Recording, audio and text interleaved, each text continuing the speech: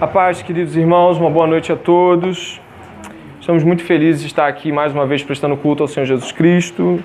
Estou gravando esse áudio aqui para disponibilizar depois de tal forma que a gente possa... Igor também está gravando aqui, né, Igor? Então a gente está tentando se mobilizar, algumas pessoas às vezes não podem estar, o nosso irmão David, que muito queria estar aqui, não pode às vezes, então a gente está tentando criar um mecanismo de envio, né, dessa mensagem. Nossa irmã Alice também foi para Portugal, então a gente está querendo criar um mecanismo das coisas chegarem até quem não pode. Né? Quem pode estar aqui, louva a Deus por isso, né? Mas às vezes os irmãos têm alguma impossibilidade, né? Hoje tivemos alguns irmãos também adoecidos, estamos sentindo falta deles aqui, né? E estamos felizes hoje de poder proclamar o Evangelho mais uma vez. É graça de Deus poder fazer isso. Toda vez que o Evangelho é proclamado, liberdade é proclamada. Isso foi dito desde a abertura, com a leitura, e isso perpassou pelos gritos de liberdade das canções, de milagre, liberdade. Eu não tenho tom, eu não tenho palavras, e agora a gente se encontra diante das Escrituras, que vão nos propor a eficaz liberdade que só o Evangelho pode proporcionar. Então, quando nós estamos diante de um culto cristão, onde o Evangelho vai ser proclamado, é liberdade que está sendo proclamada, é libertação aos cativos. E isso é grande, isso é maravilhoso. Nosso coração precisa receber isso já com uma disposição favorável. Então, antes mesmo de que façamos a leitura bíblica e a gente possa enriquecer através dela, a gente precisa estar aberto com o coração na disposição correta para ouvir a palavra de Deus. Amém? Então, eu vou pedir que os irmãos possam se conduzir até a carta aos Gálatas. Ela fica após os livros de 1º e 2º aos Coríntios, antes de Efésios, fica no Novo Testamento Bíblico. Eu vou pedir que você possa ler. A versão que eu vou utilizar é uma versão Almeida, do Almeida atualizada. Alguns irmãos têm outras versões, mas essa é que nós vamos utilizar essa noite. Vou pedir que os irmãos possam contemplar comigo uma leitura que é anterior àquela que vai ser o texto base. O capítulo 2 é o texto base de hoje. Nós vamos ler um pouquinho antes, nós vamos ler no verso 15 do capítulo 1, e daí vamos seguir na exposição do capítulo 2. Verso 15 do capítulo 1 da Epístola aos Gálatas. Diz o apóstolo Paulo assim: Quando, porém, ao que me separou antes de eu nascer e me chamou pela sua graça, aprove revelar seu Filho em mim, para que eu pregasse entre os gentios, sem detença não consultei carne e sangue, nem subi a Jerusalém para os que já eram apóstolos antes de mim, mas parti para as regiões da Arábia e voltei, outra vez, para Damasco. Decorridos 3 anos, então subi a Jerusalém para me avistar com Cefas e permaneci com ele 15 dias. E não vi outros apóstolos senão Tiago, o irmão do Senhor. Ora, acerca do que vos escrevo, eis que diante de Deus testifico que não minto. Depois fui para as regiões da Síria e da Cilícia, e não era reconhecido de vista das igrejas da Judéia que estavam em Cristo. Ouvia somente dizer: aquele que antes nos perseguia, agora prega a fé que outrora procurava destruir. E glorificavam a Deus a meu respeito. 14 anos depois, subi outra vez a Jerusalém com Barnabé, levando também a Tito. Subi em obediência a uma revelação e lhes expus o evangelho que prega entre os gentios, mas em particular aos que pareciam de maior influência, para que de algum modo não correr ou ter corrido em vão. Oremos. Pai, nós nos colocamos aqui diante de Ti, Senhor, pedindo que a Tua graça se torne libertador em nossos corações e que possamos pregar o Evangelho ao sair daqui e que o nosso coração esteja cheio de tudo isso que o Senhor quer nos dar. Mas, Pai, prepara o nosso coração agora para que a palavra de Deus caia em terra boa, não em terra com pedras ou que sufoque a semente da palavra, mas com terra boa, terra disposta ao Evangelho, Senhor. Prepara o nosso coração, rega o nosso coração com o Espírito Santo, Senhor, do coração mais incauto, do coração mais duro, até aquele que já veio disposto a isso porque o Senhor o dispôs. Senhor, nos coloca, por favor, na disposição certa do Evangelho de Jesus Cristo, Pai. Amém, em nome de Jesus. No nosso último encontro com a carta de Gálatas, nós estivemos diante da situação a qual Paulo, extremamente enfurecido, aplicava uma dura sentença contra os Gálatas, os convocando a um retorno ao Evangelho genuíno, e não apenas a uma ideia judaizante de Evangelho.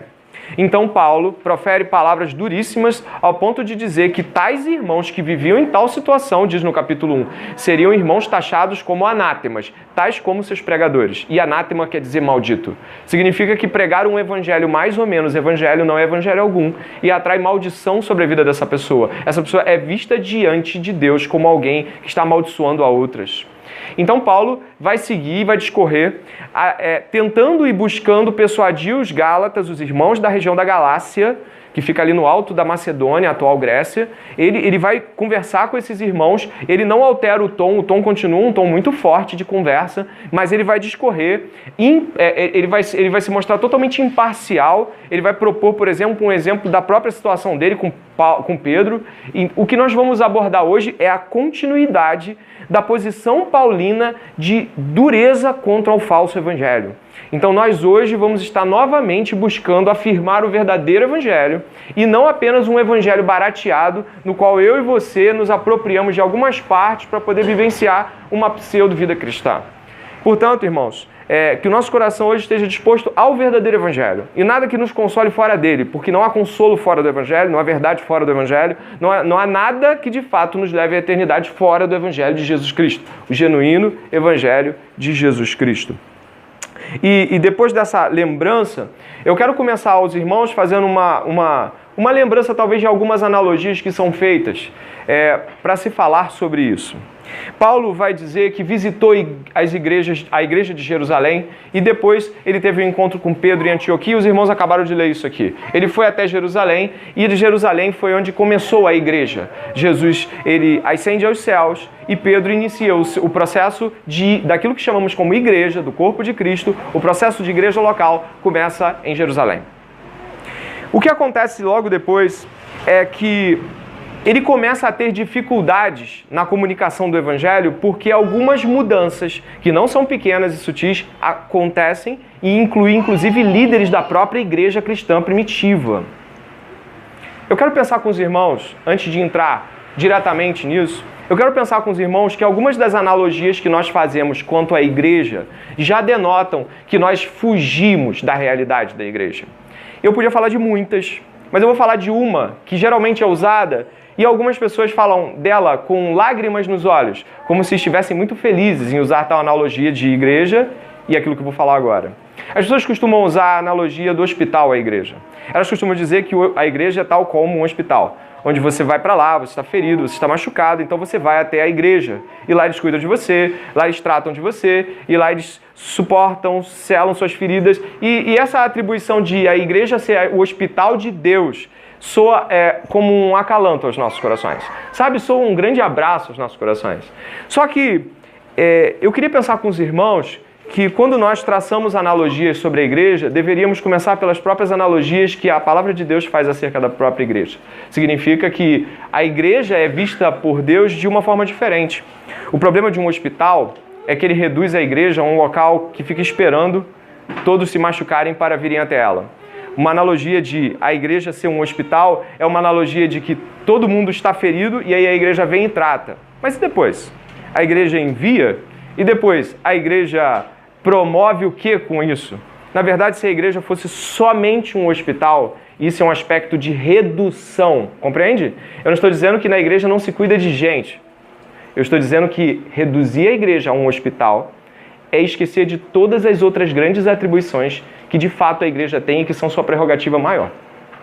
Paulo vai falar sobre isso, mas Jesus também já vai nos dar pistas quando ele fala, por exemplo, em Mateus 16, 18, ele vai dizer que as portas do inferno não prevalecerão diante da igreja de Deus. Para aqueles que talvez não saibam o significado de portas não são somente as portas de uma casa ou as portas de um prédio ou de um castelo, mas portas, no sentido da antiguidade, eram os portais de uma cidade que permitiam a entrada e saída de venda e compra e venda e troca de alimentos, troca de pessoas. Significa que você trancar as portas de um lugar, você tomar conta das portas de um lugar, era acabar com todo o seu comércio, era acabar com a sua força vital. Jesus está dizendo aqui que a igreja ela é tão forte, tão atuante, que ela pressiona as portas do inferno de tal forma que sua troca, seu comércio, aquele mesmo que é citado em Isaías como que corrompeu o coração de Lúcifer, né? Esse comércio ele é atrapalhado pela ação da igreja, ele é destruído pela ação da igreja. A igreja efetivamente é proativa e não apenas recebe aquilo que lhe vem. É importante lembrar também, por exemplo, 2 Timóteo 2,4, a qual eu gostaria que pudéssemos abrir. 2 Timóteo 2,4 vai trazer uma analogia da pessoa do indivíduo igreja, ou seja, quem é esse indivíduo igreja e como Paulo propõe na segunda carta de Timóteo, capítulo 2, verso 4, de que modo Paulo propõe que Timóteo se veja na igreja ou naquilo que ele atua. Em 2 Timóteo 2,4, Paulo vai fazer a seguinte recomendação para Timóteo: nenhum soldado em serviço se envolve em negócios dessa vida, porque o seu objetivo é satisfazer aquele que o arregimentou. Pouco antes, no verso 3, ele diz: participa dos meus sofrimentos como bom soldado de Cristo Jesus. As analogias de hospital poderiam ser feitas tal como existe num quartel-general ou num local de campanha militar, um local onde as pessoas que estão feridas na batalha se curam, mas reduzir a igreja a um hospital é uma analogia imperfeita, ou pelo menos precaríssima. Nós estamos muito mais para aqueles soldados que militam a batalha, aqueles soldados que vão adiante das portas e as portas não resistem. Somos aqueles soldados que estão mais dispostos em satisfazer aquele que nos arregimentou do que as nossas próprias vontades. E John Piper vai falar num dos seus vídeos mais famosos, que é sobre guerra, estarmos em guerra, e ele vai falar assim, que quando nós estamos em guerra como soldados, um galho que quebra a gente já olha e aponta a arma, estamos em alerta. Jesus nos diz para vigiar e orar. Um vigia, um soldado. Tem hospital, mas não é hospital. Está mais para quartel-general, está mais para campo de batalha. Estamos em guerra contra principados e potestades, estamos sim. Portanto, onde eu quero chegar com essa introdução e trazer ao irmão a primeira observação na carta aos Gálatas, a qual podemos voltar, é de que a carta aos Gálatas é uma carta de guerra. A carta aos Gálatas trata de um soldado. Preste bem atenção, a carta aos Gálatas fala do soldado Paulo de Tarso, que, arregimentado pelo Senhor Jesus, não está disposto a baixar as armas do evangelho para ninguém, quer seja o irmãozinho da igreja de Antioquia ou uma coluna da igreja. Porque o evangelho mune Paulo como soldado de Cristo para estar diante de qualquer homem, para estar diante de qualquer rei ou até mesmo diante de Pedro e botar a cara e dizer: você está errado. O evangelho, ele dá essa autoridade a um homem, a uma mulher aqui hoje. E ele dá essa autoridade porque somos soldados e precisamos estar firmes dentro dessa batalha. Eu queria que os irmãos pudessem olhar o capítulo 2, começa com o verso 1 dizendo: 14 anos depois, subi outra vez a Jerusalém com Barnabé, levando também a Tito. Subi em obediência a uma revelação e lhes expus o evangelho que lhe prego entre os gentios. Repare o seguinte, a palavra do verso 2 que se destaca: obediência a uma revelação. E é aqui que eu quero entrar. Paulo é um soldado da graça de Deus. Uma das afirmações que você pode ter sobre a graça é aquela que primeiro se coloca: graça é o favor imerecido de Deus para com a criação. A criação, e aí mais propriamente nós, pecamos e fomos destituídos daquilo que nos seria a nossa posição original. Então Deus nos confere uma graça para que possamos nos achegar a Ele. Esse é o pensamento. Só que tem um problema. Essa graça não faz de Paulo um homem que sai vivendo a vida como bem quer. A graça dá a Paulo a prerrogativa de se tornar não um homem que fui salvo, farei o que quiser agora, não importa o que eu faça, nada vai tirar minha salvação. Paulo não vai pensar assim. Paulo pega a graça, ele se alimenta da graça e se torna um soldado da graça de Deus. Ele se torna um inimigo do falso evangelho. E ser um soldado da graça de Deus é obedecer à graça de Deus. A lei dos judeus deveria ser obedecida para que o homem fosse considerado justo. A gente vai falar de lei daqui a pouco. Mas a gente, pensando na lei, o que é uma lei? A lei do nosso Estado requer obediência. E talvez um dos erros mais claros que a gente possa ter é que quando a graça vem, ela não nos requer obediência. A graça é um favor de Deus, um espírito livre, onde todos atuam do modo como querem e vivem do modo como pensam. Paulo não pensava assim.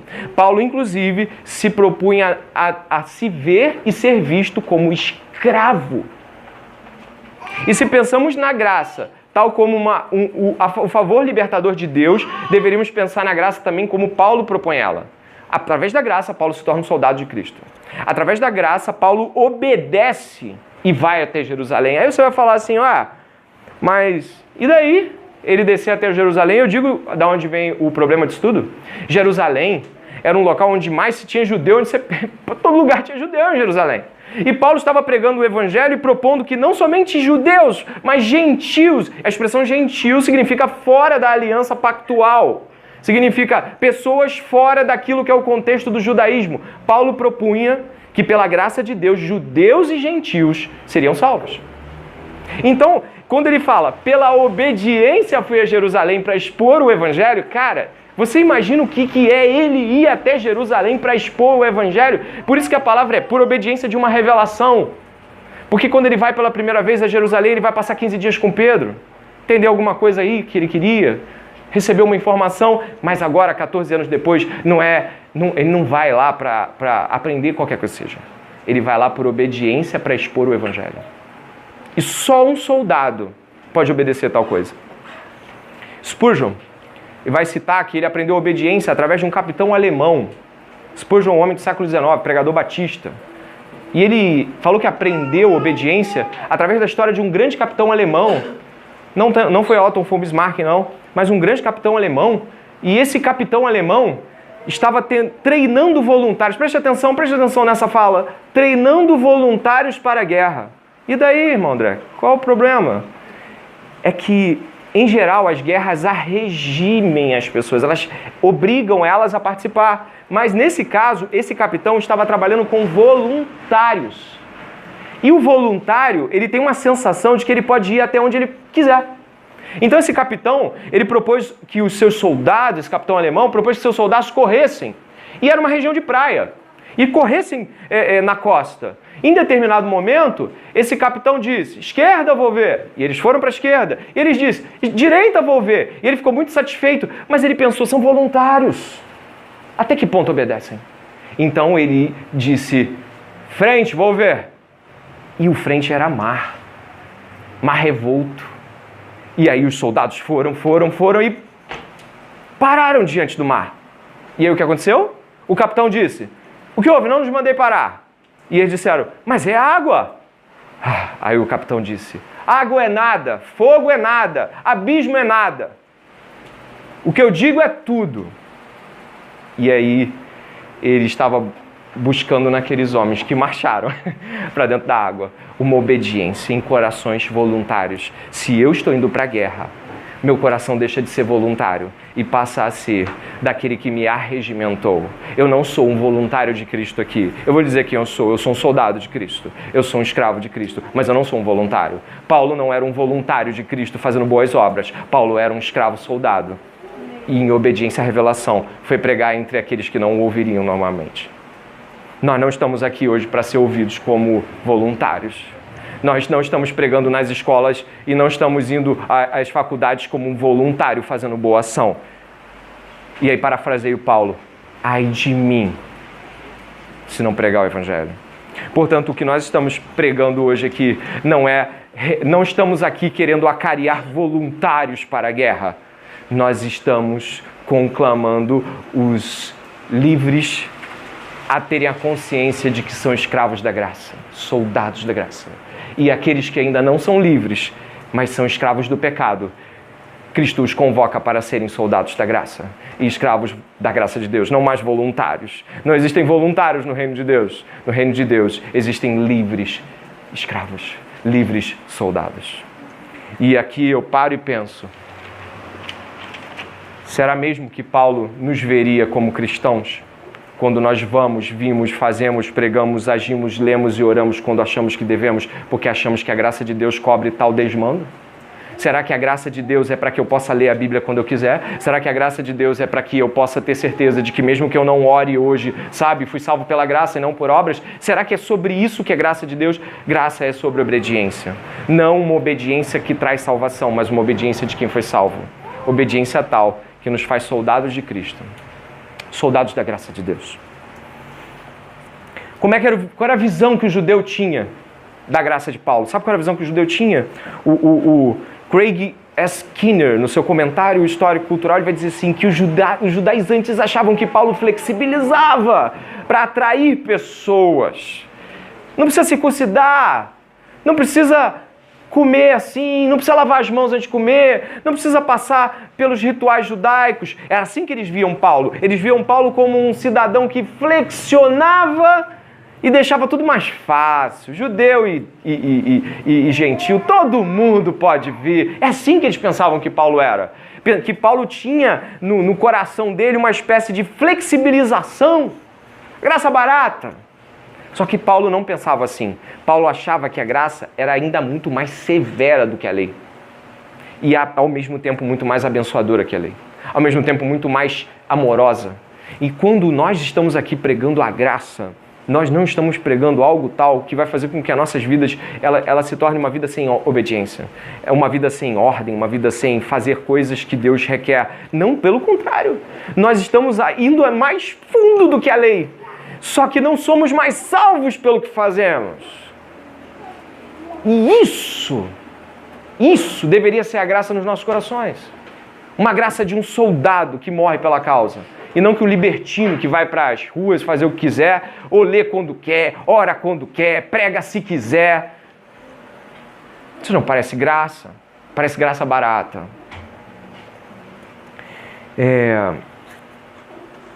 Eu coloquei aqui, ser salvo pela graça significa se tornar obediente a ela. Ser salvo pela graça significa se tornar obediente a ela. Sabe o que significa?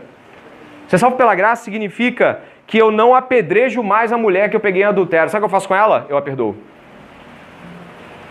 Ser salvo pela graça não significa mais, e uma lista de coisas, não é mais perdoar 7 vezes, é perdoar 70 vezes 7. Ser salvo pela graça é que se seu inimigo tiver fome, dê de comer. Ser salvo pela graça é se alguém te bater num rosto e literalmente digo, dê o outro, para que ele bata também. Ser salvo pela graça é defender o evangelho como Paulo defendia.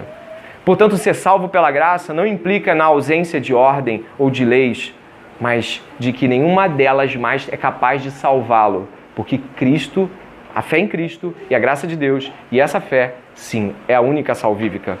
E eu já não faço para ser, eu sou e faço. Essa realidade de graça, Paulo vai falar aqui, dá uma olhada em Gálatas 2, Paulo vai dizer que no verso 4, haviam irmãos, e isto por causa dos falsos, diz assim o verso 3, perdão. Contudo, nem mesmo Tito, que estava comigo, sendo grego, foi constrangido a circuncidar-se. Isto por causa dos falsos irmãos que se entremeteram com o fim de espreitar a nossa liberdade, que temos em Cristo Jesus, e reduzir-nos à escravidão, aos quais nem ainda por uma hora nos submetemos, para que a verdade do Evangelho permanecesse entre vós. A palavra entremeteram, no grego é espiar, mas é espionagem de guerra. A palavra utilizada por Paulo ali, no grego, tenciona a dizer que é algo tal como alguém que espreita fingindo que é parte de uma corporação de soldados e vai andando, ele vai disseminando que a graça não é isso, que a graça é boa sim, mas você tem que circuncidar-se, e aí a circuncisão implica numa espécie de pacto com Deus, e eles queriam que um homem, para que se tornasse de fato igual a um judeu, ele teria que circuncidar-se, ele teria que fazer esse pacto, essa aliança que pertencia aos judeus e que Paulo condenava dessa forma. Desse modo, Paulo condenava. Aí eu quero caminhar com os irmãos um pouquinho mais. O verso 4 ao verso 10. O verso 4 ao verso 10, lendo aí. Já li o 4, vou para o 5. Aos quais nem ainda por uma hora nos submetemos, para que a verdade do Evangelho permanecesse entre vós. E quanto àqueles que pareciam ser de maior influência, quais tendo sido outrora não me interessa, Deus não aceita a aparência do homem. Esses digo, que me pareciam ser alguma coisa, nada me acrescentaram. Antes, pelo contrário, quando viram que o evangelho da circuncisão me fora confiado como a Pedro da circuncisão, pois aquele que operou eficazmente em Pedro para o apostolado da circuncisão, também operou eficazmente em mim para com os gentios. E quando conheceram a graça que me foi dada, Tiago, Cefas, que é Pedro, e João, que eram reputados como colunas, me estenderam a mim, a Barnabé a destra da comunhão, a fim de que nós fôssemos para os gentios e eles para o da circuncisão, recomendando-nos somente que nos lembrássemos dos pobres, o que também me esforcei por fazer. Paulo submete-se ao crivo da igreja. Apesar de que o evangelho dele não ter sido recebido de homens, ele se submete ao crivo da igreja e ele apresenta o evangelho que expôs. E o evangelho que Paulo expunha estava em concordância com o que Pedro expunha, com o que Tiago expunha, com o que João expunha. Significa que a coluna da igreja judaica concordava com o evangelho de Paulo. Isso é importante para nós, sabe por quê? Porque nós precisamos estar alinhados com o evangelho, mas nós precisamos estar em concordância com a nossa igreja em termos daquilo que nós apresentamos, daquilo que nós pregamos. Significa que essa igreja não é melhor que igreja nenhuma e de que todas as igrejas se apresentam e baixam suas armas diante do evangelho. E a ele se submetem. E aí, diante do evangelho, nós podemos avaliar se de fato estamos pregando o que é certo ou não. Então, hoje à noite aqui, que o nosso coração, o meu coração e o seu coração abaixe as armas diante do evangelho e diga: Senhor, estou pregando o que é justo, estou vivendo o que é justo, estou vivendo o evangelho, a minha vida é o evangelho, eu traduzo o evangelho. E, irmãos, a coisa mais difícil para nós hoje não é propriamente acharmos uma igreja bíblica ou uma igreja cristã, é diagnosticarmos de fato o que é o evangelho. Por muito tempo na nossa vida nós passamos às vezes pregando evangeliquez, vivendo evangeliquez, cantando evangeliquez, mas Deus nos chama para o evangelho. Eu queria pensar com os irmãos também no que vai acontecer a partir do verso 11. Algo muito complicado acontece. Se no capítulo 1 Paulo nos chama para soldados, no capítulo 1 e 2 ele vai construir essa ideia de que ele mesmo, quando fosse necessário, se apresentaria como soldado. Verso 11 diz assim: quando, porém, Cefas veio a Antioquia, resisti-lhe face a face, porque se tornara repreensível. Com efeito, antes de chegarem alguns da parte de Tiago, comia com os gentios. Quando, porém, chegaram, afastou-se, por fim veio a apartar-se, temendo os da circuncisão. E também os demais judeus dissimularam com ele, a ponto do próprio Barnabé ter se deixado levar pela dissimulação deles. Quando, porém, vi que não procediam corretamente segundo a verdade do evangelho, disse a Cefas na presença de todos: se sendo tu judeu vives como gentio e não como judeu, por que obrigas os gentios a viverem como judeus? Lutero vai nos trazer talvez a nossa segunda grande reflexão aqui de hoje. Ele vai dizer assim: a paz se possível, mas a verdade a qualquer preço. Significa que nós vamos buscar a paz com todos? Sim, mas nunca negociando a verdade. E quando negociamos a verdade, não estamos em paz com Deus. E aí é a pior coisa do mundo. Sabe qual é o perigo de lidarmos com a graça? É que nós estamos muitas vezes lidando com a graça em termos de fui salvo pela graça. Mas nós não conseguimos entender que quem é salvo pela graça, vive pela graça. Quem é salvo pela graça, vive não somente através, mas para ela. E isso é o perigo da graça. É como se fosse assim: eu admito que não tenho condições de ser salvo por minhas próprias forças. Aí todos aqui dizem: amém, glórias a Deus. Eu realmente sou um pecador. Um milagre, Senhor, tens feito em mim. Mas quando eu vou viver, a graça não é aplicada nas minhas relações. A graça não é aplicada com os meus irmãos. A graça não é aplicada no meu senso de juízo. E aí o que acontece é muito simples. Eu sou salvo pela graça, mas meço pela lei. Eu sou salvo pela graça, mas me aborreço com as pessoas pela lei. Eu sou salvo pela graça, mas eu olho o meu irmão pela lei. E isso aconteceu com Pedro. Ele queria fugir de uma interpretação de que ele era um cara assim que não ligava para a tradição judaica. Portanto, Pedro, quando viu que os da parte de Tiago, que era um judeu irmão de Jesus, Tiago, irmão de sangue de Jesus, judeu de carteirinha, quando se aproxima, Pedro dá uma afastada, não fala nada, mas ele se afasta porque ele não quer ser visto comer com os gentios. O gentio não lavava a mão, o gentio não obedecia aspectos ritualísticos que eram comuns às comidas dos judeus, então ia ficar muito na cara de que Pedro não estava vivendo como judeu. Então, assim, se tinha um momento, preste atenção, se tinha um momento que você poderia ver que um judeu era judeu, é quando ele estava diante de uma mesa. Porque os gentios, eles iam sem mão lavada, sentavam de qualquer maneira, muitas vezes nem faziam orações, já partiam para comer. E sabe o que acontece? Um judeu já tinha toda uma preparação ritualística. Ele, além de lavar as mãos, ele se sentava, meditava sobre. Algumas comidas não eram comidas que judeus poderiam comer, eram comidas consideradas sujas, impróprias, impuras. Aí você imagina aquela mesa, e você imagina Pedro, então chegando o pessoal do Tiago, não quero que me vejam com ele. Então ele sai em prol de uma dúbia reputação, ele se afasta dos gentios. Paulo olha aquilo, e aquilo sobe o coração dele. Porque naquele momento, Pedro está julgando os irmãos pelo que comem. Mas ele faz isso sutilmente. Ele faz isso com um leve deslocamento de posição. Mas Paulo, completamente encharcado da graça de Deus, não admite que nem Pedro, o primeiro líder da igreja, escape da graça. Escape da graça. Não vamos escapar da graça aqui. Mas como escapamos da graça? Quer saber como escapamos da graça? Eu preciso perdoar e não perdoo. Mas sei que fui perdoado de todo. Mas eu não perdoo, eu retenho. Meu pai é mais difícil, minha mãe é mais difícil, meu marido é mais difícil, minha esposa é mais difícil. Você não sabe o que eu vivo. Eu sei que eu não sei. Mas se você me disser que o que você vive supera o que Deus viveu com Cristo Jesus aqui, a graça é anulada. Nós não podemos viver como se estivéssemos salvos pela graça, mas fazendo manutenção da lei no nosso coração. Jesus Cristo foi traído, sim ou não? Responde, igreja. Sim! E de que modo tratou Judas? É o modo como devemos tratar nossos traidores. É o modo como devemos tratar quem nos trai, quem nos fere, quem aplica o justo peso da maldade em nossas vidas. Sabe o que a gente faz? A gente faz como Jesus, aplica-lhe graça. Ser salvo pela graça é viver pela graça. Mas talvez você vai dar desculpa de temperamento, você vai dar desculpa de vida sofrida, que meus pais me criaram assim, eu sempre vivi assim, eu sempre vivi assado. Tu é salvo pela graça. Eu sou salvo pela graça. Então, essa noite, nós abrimos mão disso. Abrimos mão do temperamento, nós abrimos mão da melancolia pessoal, abrimos mão de depressão, abrimos mão de quem fez isso, abrimos mão do que sabe o que a gente faz? A gente abre mão disso tudo e fica com a graça e deita sobre ela. E é levado por ela. E é saturado da graça.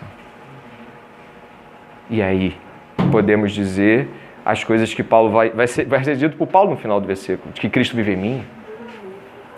Se eu e você vivemos pela graça, de fato, as pessoas verão que Cristo habita em nós. E é só o único modo de que eles possam ver. Nossas relações têm de ser regidas por ela.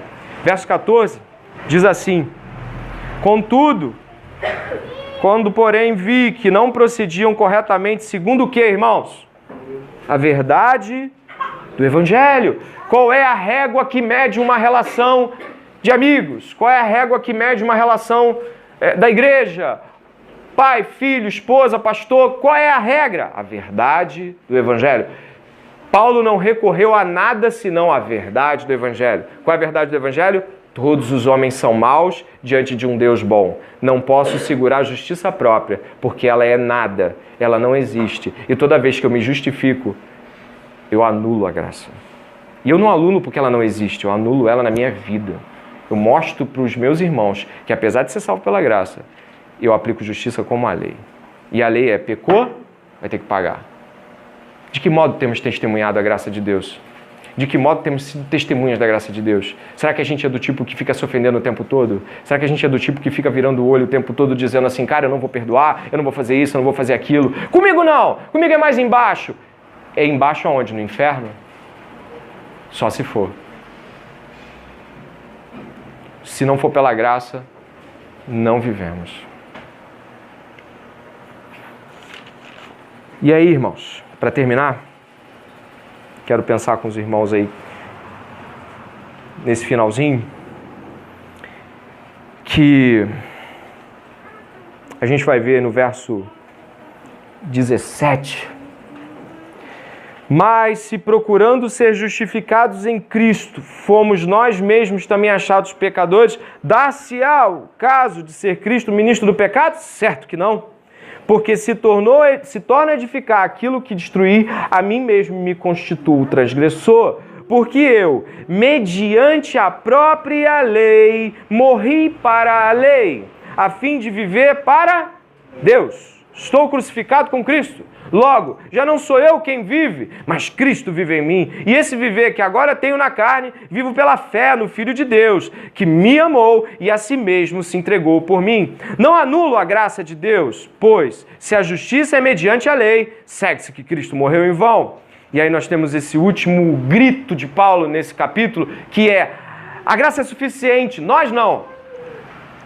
A graça é o suficiente para nós, mas nós não somos suficientes para nós mesmos. Significa que quando nós não estamos dispostos a abrir mão da graça de Deus, o nosso coração, presta atenção, quando nós não estamos dispostos a abrir mão da graça de Deus, o nosso coração se abre para o Senhor Jesus Cristo, para o seu senhorio e para a cruz de Cristo. Hoje à noite, o que Cristo requer de nós? Uma vida que viva a graça, que não cobre como a lei. A lei é pecou, vai morrer. Se fez, tem que pagar. Cristo nos propõe algo completamente distinto. Presta atenção, Jesus Cristo é o único que cumpriu a lei. E por ser o único que cumpriu a lei, ele poderia esfregar a lei na nossa cara. Mas ele não faz isso. Ele cumpre a lei, mas se coloca como pecador. Ele cumpre a lei, ele cumpre as obrigações da lei, toda ela. Mas o único que podia cumprir toda ela se posiciona na disposição do maior dos pecadores. Isso fica muito claro quando Jesus está diante daquela mulher, João capítulo 8, e ele exposta a lei. Então, eles trazem uma mulher, pegam em flagrante adultério e jogam aos seus pés e dizem: "E aí, mestre? Segundo a lei de Moisés, essa mulher tem que ser apedrejada." Diga-se de passagem, a lei de Deus ali. E aí? E Jesus diz: aquele que não tem pecado, que atire a primeira pedra. Quando nós olhamos para aquela mulher, nos vemos. Quando olhamos para Jesus, o único que podia tacar a pedra e não taca, nos vemos perdidos sem Ele, completamente distantes. Se não tivermos Jesus essa noite, nós vamos ser apedrejados pelas nossas próprias maldades. Nós vamos ser réus de juízo com justiça. Nós vamos para o inferno e vamos para o inferno merecendo o inferno. Mas a graça que Jesus Cristo propõe essa noite é graça tal que Ele, que era o único que poderia ser taxado como sem pecado, decide levar o pecado de todos. E Ele é contado, Ele preferiu ser considerado culpado pelos seus irmãos a ser o único justo dessa terra. Ele preferiu ser colocado na disposição de maior dos pecadores a nos deixar sozinhos nessa batalha. Jesus Cristo é o grande soldado da graça de Deus. Ele não se coloca à frente dos homens, mas se rebaixa aos pés deles e se permite ser pisado por todos nós. Nós não amamos Jesus Cristo mera e simplesmente porque a aparência dele é bondosa nos evangelhos. Nós amamos Jesus Cristo porque se não amarmos Jesus Cristo, nem sabemos amar. Nós amamos Jesus Cristo porque se não amarmos Jesus Cristo, nós nem sequer tocaremos na palavra amor durante toda a nossa vida. E se hoje quisermos viver pela graça, irmãos, eu queria lembrar aos irmãos que precisamos abrir mão da nossa justiça própria. Sabe o que é justiça própria? Eu não mereço isso que eu estou vivendo. Sabe o que é justiça própria? Eu merecia dignidade. Estão me tratando como uma pessoa que eu não merecia. Sabe o que é dignidade? É quando eu digo: eu não acredito que vocês estão me tratando assim. Sabe o que é dignidade? É quando eu digo: eu fiz tanto por vocês e vocês nada fizeram por mim. Sabe o que é dignidade? É quando eu vindico o tratamento melhor do que Jesus Cristo recebeu. Precisamos assumir a cruz e morrer. Tem muita gente que fala sobre: eu quero viver a cruz, eu quero carregar a cruz. Isso é dito em pulmões abertos: eu quero viver com a cruz, eu quero carregar a cruz. E a cruz é a implicação direta de eu abrir mão da justiça própria. Jesus não merecia a cruz e levou a cruz. A cruz é todos os pecados da humanidade em Jesus Cristo. Então, quando eu falo eu quero a cruz, eu digo: eu não tenho justiça nessa terra, eu não tenho o que requisitar nessa terra, eu não tenho nada a pedir ao ponto de dizer eu merecia mais. essa terra e as pessoas que vivem nela e o próprio Deus que me abençoa não me devem absolutamente nada. Viver a cruz é viver sem méritos, viver a cruz é viver sem exigências, viver a cruz é não achar que tem a casa, ou o carro, ou os filhos, ou seja lá o que for, menos do que achava que merecia ter. Viver a cruz é a abnegação completa da existência humana, e todos que vindicam justiça, que fazem birrinha porque alguém os maltratou, os chutou, os enganou e traiu, são pessoas que não vivem a cruz. Vivem uma religião baseada no cristianismo. A cruz é abrir mão de tudo, morrer. E aí a gente pode pensar nessa fala. Aí eu posso pensar com você nessa fala. A fala diz o seguinte, verso 20. Logo, você pode ler comigo na versão que você tiver. Logo, já não sou eu quem vive, mas Cristo vive em mim. E esse viver que agora tenho na carne, vivo pela fé no Filho de Deus, que me amou e a si mesmo se entregou por mim. Irmãos, por favor, que o coração esteja aberto nesse momento. Nós não podemos dizer que vivemos a cruz se estamos buscando algo além do que a cruz oferece. Nós não podemos dizer que a nossa vida é vida de cruz se eu ainda tenho frustração com sonhos que eu não completo. A gente não tem vida de cruz quando vive uma vida de mimimis, de eu não consegui isso, logo eu não sou nada. Quem eu sou? Deus me mostra. Irmãos, precisamos nesse momento que a vida de cruz de Jesus Cristo seja a vida de cruz de cada irmão e irmã aqui. E o maior perigo, e aí termino, o maior perigo de todos nós, a maior derrocada de todos nós, é tentar compatibilizar a vida de cruz com vida de lei. Não dá certo. Não dá certo. Vida de cruz só dá certo com escolhas de cruz.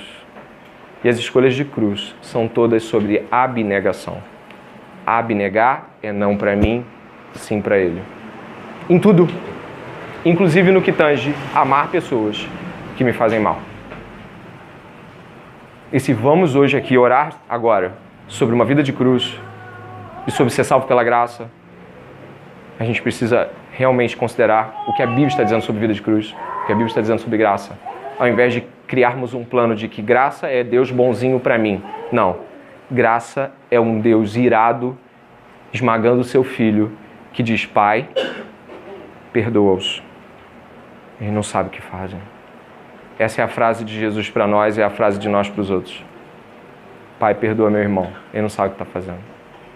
Pai, perdoa meu filho. Pai, perdoa minha esposa. Pai, perdoa meu marido. Pai, perdoa meu pastor. Pai, perdoa meu líder. Pai, perdoa meu professor. Ele não sabe o que faz. Quem não abre mão de justiça, não verá a justiça de Deus em sua vida. Quem não abre mão da própria vida, não vai encontrar a vida. Jesus Cristo prometeu que guardaria a vida, a nossa vida nele. E o maior perigo hoje, sermos salvos pela graça e vivermos na cobrança da lei, na relação com os outros. Que a graça de Deus seja tudo para nós hoje. Vamos orar? Pai, em nome de Jesus, destituídos de toda a graça, não somos nada. Não somos nada sem a graça de Deus. Sem a graça de Deus não dá para viver. Mas o perigo hoje, Senhor, é estarmos diante da graça. É cantarmos a graça. É admirarmos a graça. E cobrarmos a lei. É admirarmos quão Deus é bom com pecadores como nós. E exigirmos que o próximo acerte conosco. Ah, Deus, nosso coração é tão escuro. Ele é tão cheio de labirintos, esconderijos e cavernas onde nós escondemos, Senhor, a graça, quando nós precisamos ser justos com nós mesmos. Que em nome de Jesus, a graça de Deus hoje destrua as fortalezas da justiça própria e do ego nesta igreja. E que em nome de Jesus, a graça seja exultantemente cruciforme no meu coração, no coração do irmão e da irmã, e que possamos entender sobre o que estamos cantando, sobre quem estamos falando. Senhor, se é por graça, Que sejam escolhas por graça. Que sejam decisões familiares por graça. Que seja perdão pro amigo, pra amiga, pro cônjuge, pro pastor. É por graça. Vamos liberar graça na vida do irmão, Senhor. Que a gente pare de viver uma vida dúbia de quem se alegra com o perdão de Deus e se aborrece em não perdoando o próximo. Senhor, precisamos ser esmagados pelo peso da glória de Deus essa noite. Precisamos ser empurrados ao chão e nossa justiça própria tem que ser esmagada pela bondade eterna de um Deus maravilhosamente gracioso. Obrigado, Senhor, pela Tua presença doce e serena nesse lugar. Nós Te louvamos em nome do Senhor Jesus. Amém. Irmãos queridos, é graça de Deus estarmos aqui.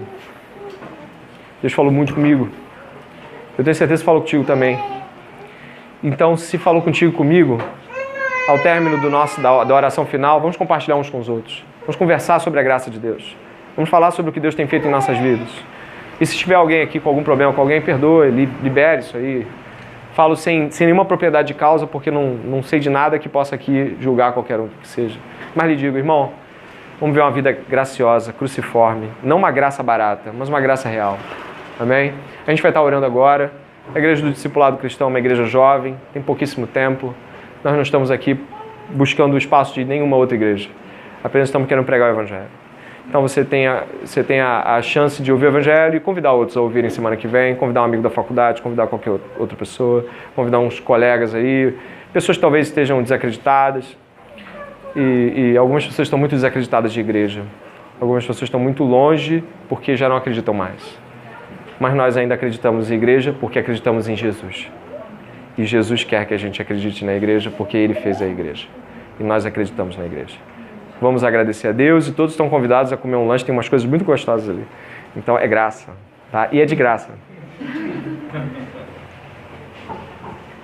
Senhor, obrigado. Nosso coração se enche de alegria essa noite. Porque o Senhor, uma graça maravilhosa, graça sublime, graça, nos atraiu com benignidade. E nos trouxe, Senhor, aqui hoje para ouvir Tua graça. Nos ajude, Deus, a pararmos de viver como quem julga a tudo e a todos. Possamos amar como Cristo amou. E que em nome de Jesus, essa noite graciosa seja uma noite de muita e dura reflexão no nosso coração. Que nós possamos entre nós e depois em casa, ao caminho de casa, refletir sobre como o Senhor dispensa a graça e requer que os soldados de Cristo sejam soldados da graça de Deus. Nos ajude, Deus, nessa semana onde militaremos a causa de Cristo. Perdoa os nossos pecados, assim como devemos, por graça, perdoar aqueles que nos devem. Em nome de Jesus, te agradecemos muitíssimo por esse encontro. Amém e amém. Os irmãos, fiquem à vontade, mexendo nas cadeiras.